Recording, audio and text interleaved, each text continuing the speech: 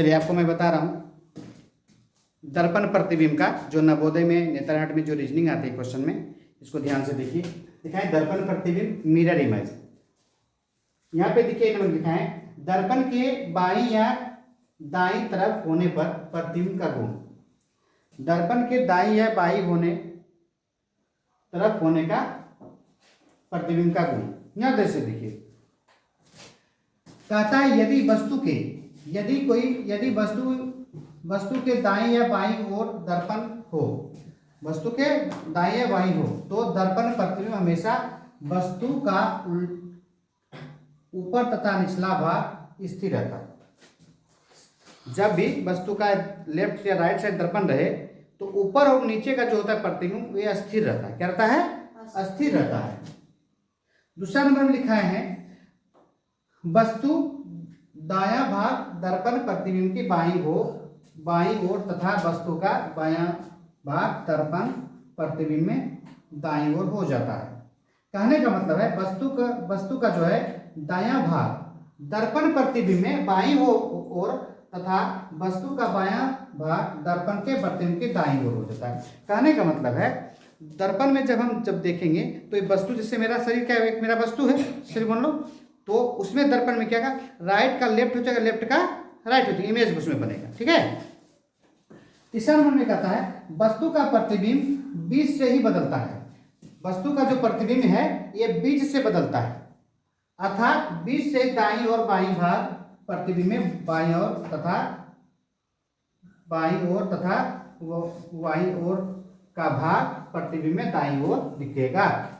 कहने का मतलब है शरीर का जो ये बीच वाले हिस्सा से चेंज हो जाता है। क्या हो जाता है? चेंज।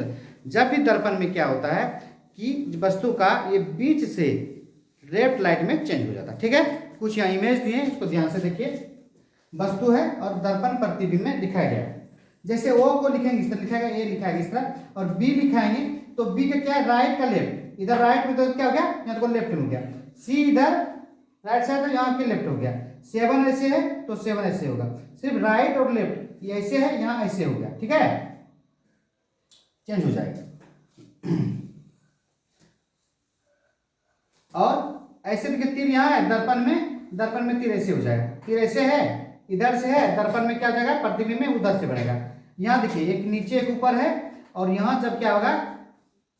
इधर लेफ्ट का राइट, राइट का लेफ्ट हो जाएगा। देखिए इधर का इधर आ गया है और इधर का इधर चल गया, यानी लेफ्ट का राइट, राइट का लेफ्ट ही सिर्फ चेंज होता है। और ए और बी में ए का तो इधर चल जाएगा और बी क्या होता है? उल्टा बन जाएगा। और 0 और 8 लिखेंगे तो क्या होता है? दर्पण में लेफ्ट का राइट, राइट का लेफ्ट हो जाता है। तो 0 चल जाएगा इस साइड और 8 चल जाएगा इस तरफ। ये जो है दर्पण प्रतिबिंब का गुण है, इसको बढ़िया से याद करना होगा आपको। और कुछ भी दिक्कत हो पूछिए। जैसे मान के चलिए, जैसे दर्पण है, मान के चलिए ये दर्पण है, हम इसमें ऐसे कर देंगे, ऐसे किए, इसमें डंडा हम यहाँ दिए, ऐसे एक आगे में दिए ना, तो यहाँ क्या हो जाएगा? इसमें दर्पण में हम जब देखेंगे तो दर्पण में देखेंगे क्या? ये डंडा कहाँ आ जाएगा? इस हाथ में जाएगा। कहाँ जाएगा? इस हाथ में।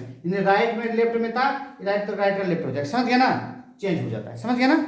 ये दर्पण प्रतिबिंब का आपको याद रखना है। ये कब? कौन वाला दर्पण? अगर वस्तु के लेफ्ट या राइट साइड में दर्पण रहे या सामने रहे तो वस्तु मिश्र हो जाएगा। ठीक है, सामने। अब ऊपर और नीचे नहीं बोल रहे हैं, उसका अलग चीज हो जाता है।